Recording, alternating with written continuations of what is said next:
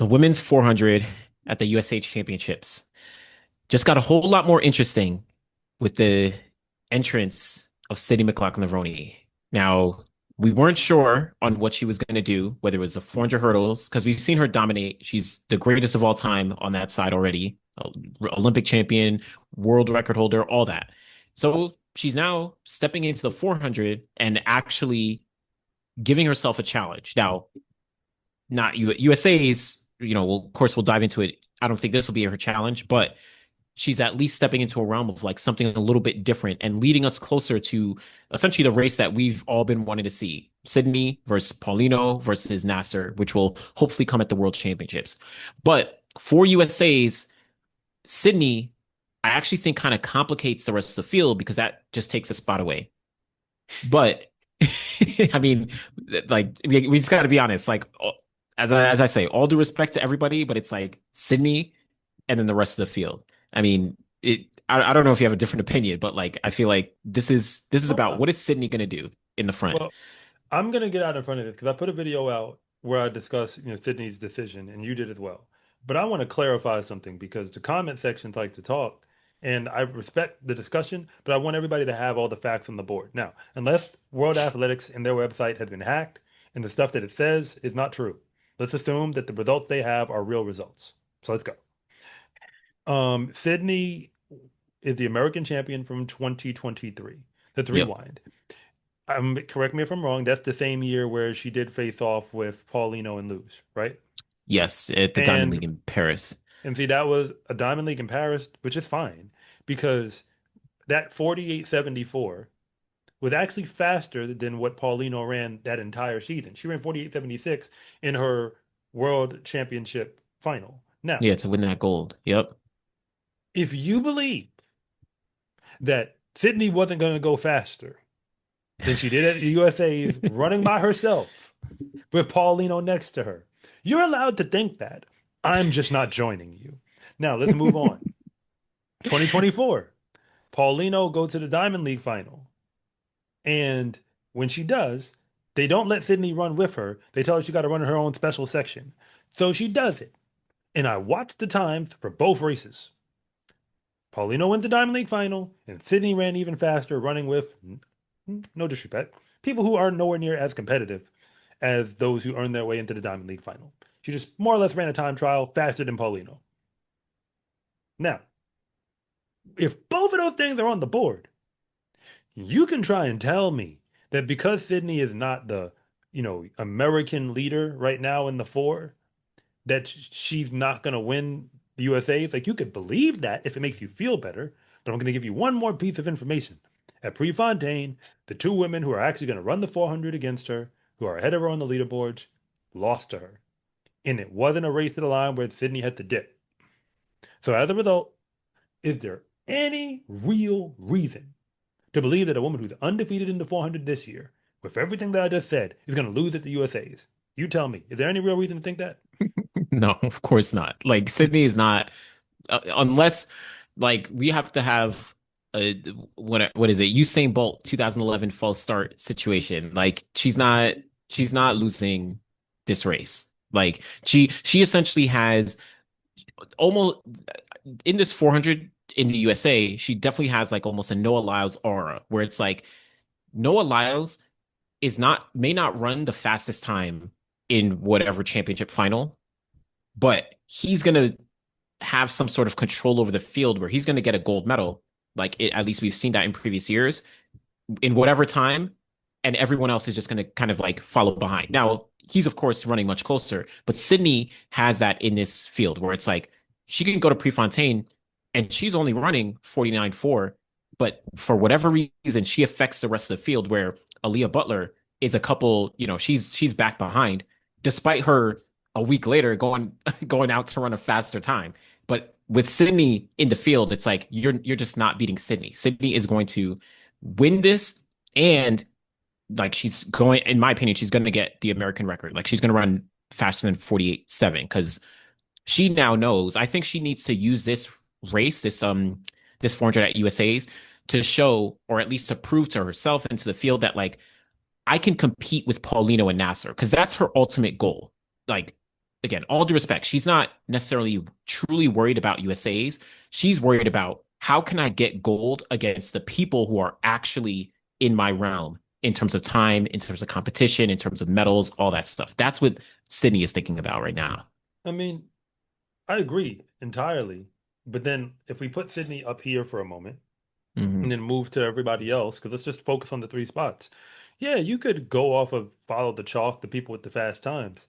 But the reason why Aaliyah Butler and Isabella Whittaker are not a foregone conclusion is because there's a whole bunch of other women that America has that run the four who are very talented and just made the Olympic team. Granted, Aaliyah Butler was there on a relay. Am I right? No, no, she made it. No, she made it She individually, made right? she made it She individually. Yeah, she just yeah. didn't She make the ran final. open. Yeah, she just made the She just semis. didn't. That's what it Yeah, she was. just didn't Hmm. make the open final. So with that in mind, like I guess what I'm saying is like when you look at the rest of those women, like your Kendall Ellis's, your you know Alexis Alexis Holmes. Holmes, your Yeah, like there's names that we can start pulling to be like these women run this event and run it well and could give you a race today. Like that because that's what the whole season has been about, getting to this point. Lena R.B. Jackson even. yep, Um, but what I'm saying is for the college girls, because that's who Aaliyah Butler and Isabella Whittaker are, like they essentially were college girls until now. Their seasons have been so long. Remember, they're mm, going to go till they have no more gas. However, they're going to be getting close to empty by the time they hit USA's.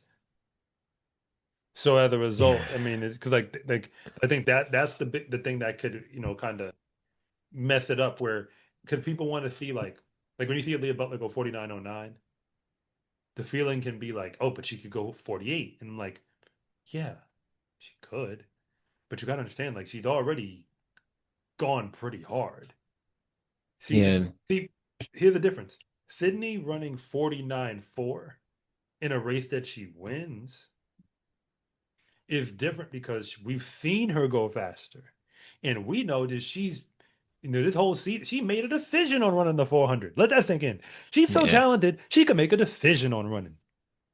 Like Y'all that. didn't make a That's decision. This was that's your the whole news. plan. Like Like, that's the story. It's like people are waiting to like know what Sydney is going to do, like what event she's going to do. That's like the story. Forget like everything else. It's like, all right, what is Sydney going to run? That's like what she does. That's a pull she has. yeah, so I mean, hey, I mean, am I missing something? Like, No, who, who, who, who, who, who's behind her? Because I think Isabella Whittaker and Leah Butler, yes, we see the talent, but if you toss it up, I don't think you can discount the other fast ones we have. yeah, I think Aaliyah Butler, Isabella Whittaker, and then Lena Irby Jackson. I would say those three on paper this year have been the most consistent. The thing is, like Alexis Holmes, she made the Olympic team last year, and she was only American in the Olympic final last year. But this year, she hasn't run anything, I think, since the Philly Grand Slam track meet. So she's been away for some months at this point already. Um, Kendall Ellis, unfortunately, she hasn't, looked great this year. You have Rosie Effion, who she was at World Indoors. She had one more outdoor season of eligibility, but she hasn't looked as great either. There's like a couple other, even Caitlin Brown. Now that I'm thinking about it, she also hasn't looked like she ran 49.0 last year, but she's not looking like that Caitlin Brown yet. Again, who knows? Even someone who's in the conversation, maybe pretty interesting actually, is Britton Wilson. Britton Wilson in 2023, she finished second to Sydney. She was coming off that career at Texas. Unfortunately, didn't end well. Arkansas. I'm sorry, at Arkansas. Um, They ran at the NCAA's was at Texas. My bad. oh yeah, yeah, yeah. Um, that year, that's why I got confused. But so this year, she's run 51 in her season's opener, and then she most recently ran 50.54. Now it doesn't Okay. put her in the top 10, doesn't put her in the top. She's number 13 for USA athletes this year, but she's like trending in the right direction where I can hypothetically see her making the team again. Real I don't know if talk, you she's just going to got run to break 49, but 50. yeah. If you break 50, you're in the game. Yeah, you're in the game. You're in the contention Yeah, there. you just got to break 50 to be in the game. And on past performance, like past history, we know Britton Wilson is that fast. So, I mean, for that reason, I mean, I think a lot of people, again, I just want to see the fastest people go. I want to see the best athletes go. And if you go out and show me that that's who you are, yes. But I don't want to see people underachieve Yeah. and then somebody get a spot. And I say underachieve, I mean where, it's not like a competitive thing. It's like other variables that are at Yeah. play. So, like whether it's injury recovery, all this stuff that plays in. So, yeah, I mean, we very well could be looking at any number of names to join Sydney, but it's so much so that it's hard to even try to pick names. What I will say is it's going to be Sydney going over there to try to take care of business. And these other names, it's going to be trying to get to the final winner. But I don't think anybody is expecting, because again, health assumed, performance assumed.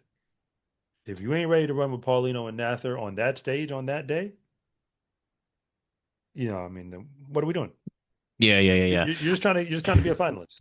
Yeah. I'll Congratulations, I'll you made the s- final. I'll say I think Aaliyah Butler to me, I'm the most confident in her behind Sydney because we saw what she did in Monaco, where, Paulino, she almost beat Paulino. Now, to be clear, Paulino's on a different schedule. Paulino doesn't have to, like, Aaliyah Butler needs to make Team USA, so she's prepping for that. Paulino's not worried about that. So even though it was a close race, different situations. But she did that. And at Prefontaine behind Sydney, she's the only one to actually break 50 seconds.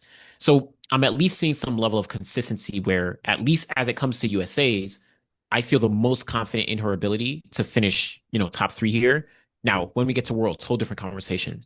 But I do like Aaliyah Butler. And honestly, I like Isabella Whittaker as well. She's shown herself against, some pro. Like she won 2 Diamond League races on the circuit. So, those two, I think if I was to pick my team, I'm looking at Sydney, Aaliyah, and Isabella.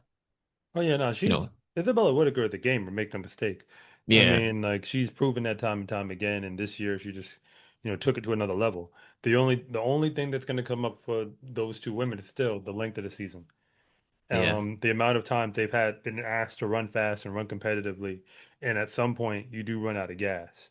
That's the biggest shift that the pros go through.